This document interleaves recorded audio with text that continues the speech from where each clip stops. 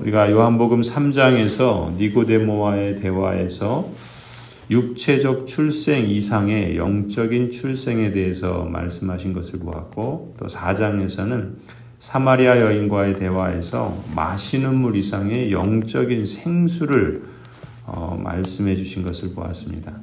그리고 6장에서는 오병이어 사건을 통해서 예수님께서 먹는 빵을 주심으로 시작하여 생명의 빵에 대한 내용으로 말씀하시는 것을 우리가 보고 있습니다. 오늘 본문에서는 예수님께서 5,000명을 먹이신 이 기적이 표징하는 바가 무엇인가라는 것을 설교해 주시는 대목입니다. 이 출애굽때의 구원은 마치 그 아파트 모델하우스처럼 앞으로 세워질 실제를 보여주는 사건이라고 말할 수 있어요. 무슨 말씀인가? 이 출애굽때의 구원은 곧 실제인 예수 그리스도로 말미암은 구원, 그 구원의 실제를 미리 앞서 보여주는 것이죠. 그래서 모세로 인한 출애굽 구원은 이 세상의 물리적인 구원이고 물리적인 생명이라고 한다면, 예수 그리스도께서 가져다 주시는 구원은 위에서 오는 참 구원이고 하늘에서 오는 생명이다라고 말할 수 있어요. 그래서 예수님께서 광야에서 굶주린 5,000명을 먹이신 이 기적은 예수님이 인간에게 생명을 주시는 분이다라는 것을 표징하는 것뿐만 아니라 영생을 가져다 주시는다라는 것도 또한 표징한다 할 수 있어요. 요한복음에서는 이 영생이라는 표현을 쓰고 있죠. 이 영생이라는 단어는 헬라어 원어를 직역하면은 오는 세상의 삶이다, 또 신적인 생명이다, 이렇게 표현할 수 있거든요. 그러니까 영생이라는 것은 지금 우리는 이 세상이 있고 또 예수 그리스도를 통해서 오는 세상이 있어요. 그런데 이 영생은 바로 그 오는 세상의 삶, 오는 세상의 생명, 바로 신적인 생명을 표현하는 것으로 요한복음을 사용하고 있습니다. 그런데 바로 그 오는 세상의 삶, 오는 세상의 신적인 생명, 그것을 가져다 주시는 분이 예수 그리스도라는 것이죠. 그래서 33절을 보면은 예수님이 이렇게 말씀하시죠. 하나님의 빵은 하늘에서 내려와 세상에 생명을 주는 것이다. 즉 하늘이라는 것은 곧 하나님 나라를 말하고 또 오는 세상이라고 말할 수 있는데, 그 오는 세상의 생명을 가져다 주는 것, 그것이 하나님의 빵이다라고 말씀하신 거예요. 그런데 그 빵이 누구냐? 무엇이냐? 35절에 내가 생명의 빵이다. 예수님이 이렇게 단언하시죠. 유대인들은 예수님께서 모세와 같은 선지자다 이렇게 이해했어요. 그래서 출애굽의 구원을 문자적으로 다시금 실현하실 분이다 라는 식으로 이해했던 것이죠. 그건 무슨 말인가? 모세가 정치적으로 이집트에서 그 이스라엘 백성들을 구원한 것처럼 예수님도 모세와 같은 선지자로서 이제 정치적으로 로마 제국으로부터 독립시켜서 자유를 가져다 주는 그러한 메시아로 보았던 겁니다. 또 모세가 광야에서 만나와 물을 먹이고 이스라엘 백성들에게 가져다 주었던 것처럼 이제 예수 그리스도께서도 만나와 물과 같은 그러한 그 빵과 그 음료, 말하자면 오병이어의 기적에서 보여주는 것과 같은 그런 경제적인 물질적인 그런 부요함을, 배부름을 가져다 줄 뿐이다 이렇게 여겼던 것이죠. 또 시내산 율법에서 하나님께서 주신 율법을 통해 모세는 이스라엘 백성들이 이 하나님의 뜻을, 사회 정의를 실현하는 그런 모습을 보여주셨는데, 바로 이 예수님께서 모세와 같은 선지자로 이제 사회 정의를 다시금 실현하는 그런 메시아로 받아들였던 것이죠. 그래서 유대인들은 예수님을 붙잡아서 모세와 같은 지도자로 또 자신들의 왕으로 삼으려고 했던 것이죠. 말하자면은 이 당시 유대인들의 생각에 깊이 뿌리 박힌 구원이라고 하는 것은 무엇인가? 그러니까 그들이 이해한 구원은 이 세상에서 잘 되는 거예요. 정치적으로 자유하고 또 경제적으로 배부르고 또 사회적으로 그 평화를 누리는 그런 삶이었던 것이죠. 그리고 이렇게 세상에서의 그 빵을 배부름을 풍요를 예수님을 통해서 얻고자 했고 예수님에게 몰려와서 예수님을 왕으로 삼고자 했던 것이죠. 물론 이런 면이 이 구원에 없는 것은 아니지만 그런데 유대인들에게 있어서 그것이 전부였던 것이죠. 그런 점에서 예수님께서는 이 유대인들의 생각이 편향되고 또 세상적이고 또 기복적이며 만몬적이다. 즉 하나님을 섬기고자 하는 것이 아니라 자신들을 섬기기 위해서 하나님을 이용하는 것이다 라는 생각들을 아셨고 또 그러한 기대를 갖고 예수님을 왕으로 삼고자 하는 유대인들을 피하셨던 거예요. 그러니까 이런 오해가 이런 또 곡해가 사람들에게 얼마나 뿌리 깊게 박혀 있었는가.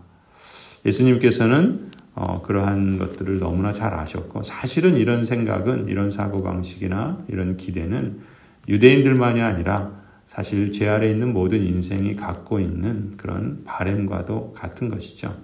이런 사고방식이 사실은 유대인들에게 뿐만 아니라 모든 인류에게 있고 특히 하나님의 선민이라고 하는 그 자부심을 갖고 있던 이 유대인들에게도 그들의 삶을 이끌어오는 힘이었던 것을 예수님께서 아셨습니다.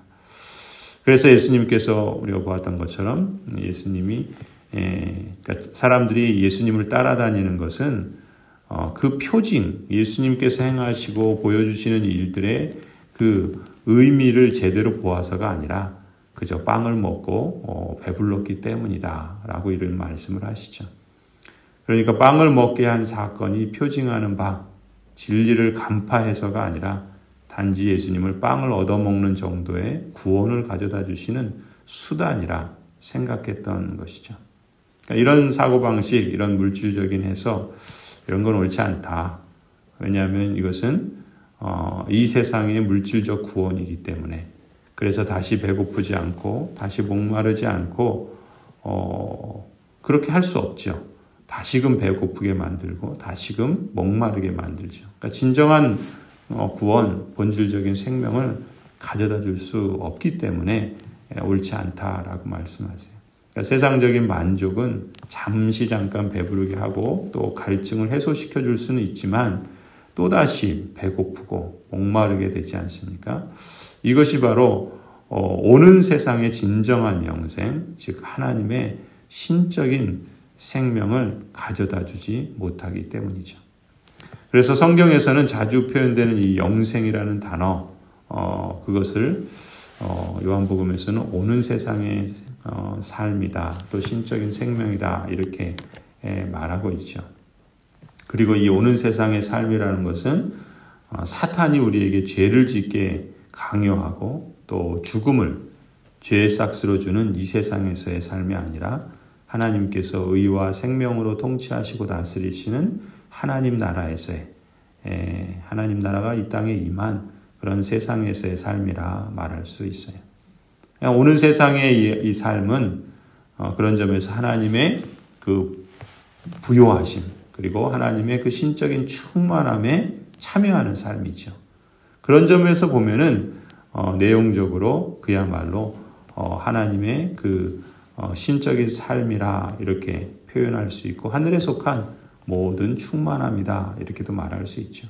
그래서 오는 세상의 삶이라는 이 히브리적인 표현을 헬라적으로 번역한 것이 이제 영생인데 이 영생이라고 번역함으로써 거기에는 좀 그 공간적인 이원론의 뜻을 갖게 돼. 무슨 말인가? 이원론이라는 것은 두 개로 나누는 거거든요. 그러니까 시간도 두 개로 나누고 공간도 두 개로 나눈다. 무슨 말인가? 그러니까 시간도 이 시간이 그러니까 이 세상의 시간이 있고 오는 세상의 시간이 있고 공간도 이 세상이 있고 하늘에 그 하나님 나라가 있고 이렇게 이제 말할 수 있는데 영생이라는 것은 그러니까 지금 이 땅에서의 시간, 또 이 땅에서의 공간, 여기에 이제 제약된 그런 어떤 진정한 생명의 또 오는 그 세상의 신적 삶의 모조품이 아니라 하늘의 하나님 나라의 영원한 참 생명을 강하게 나타내는 게 영생이다. 이제 이렇게 요한복음에서 말하고 있는 거예요. 조금 더 풀어서 말하면 많은 사람들은 구원을 사실은 너무나 지나치게 두 개로 나누어서 생각하는 경향이 있어요. 이원론적으로 생각하는 경향이 있어요. 무슨 말이냐면 사람들은 이 세상과 하늘을 구분하죠. 공간을 이렇게 두 개로 나눠요. 그런데 기독교 구원을 하늘에만 있는 것으로 생각하는 경향이 있어요. 이걸 공간적인 이원론이라고 불러요.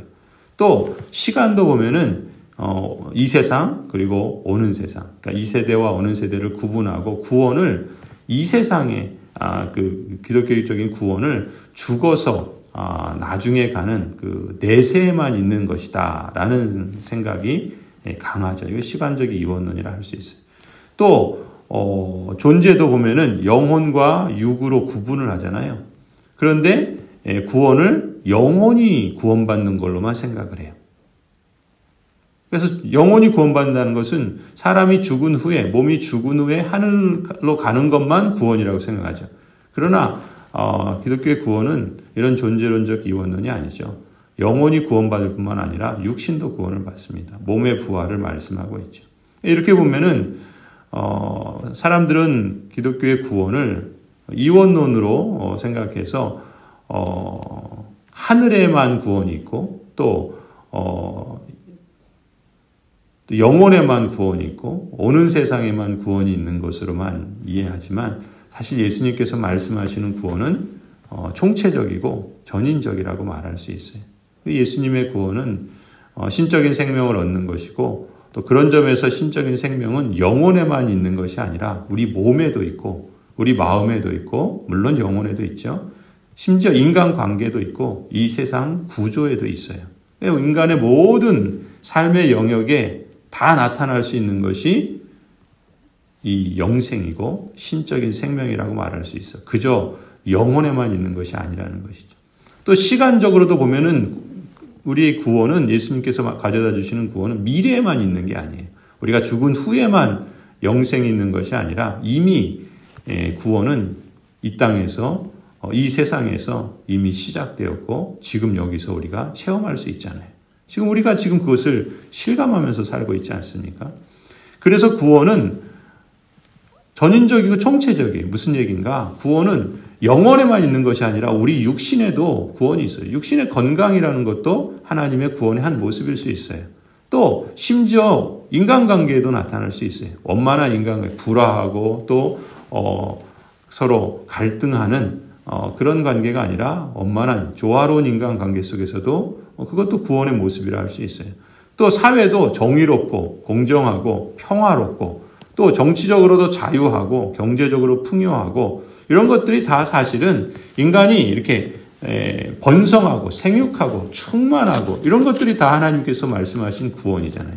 그런 점에서 구원은 전인적이고 총체적으로 나타나서 우리 내면의 평화로도 나타나고 우리 삶의 우리 실존의 모든 영역에서도 나타나는 것이 예수 그리스도께서 가져다 주시는 구원이에요. 그리고 또 본성적으로도 그렇죠. 우리가 인생이 어떻습니까?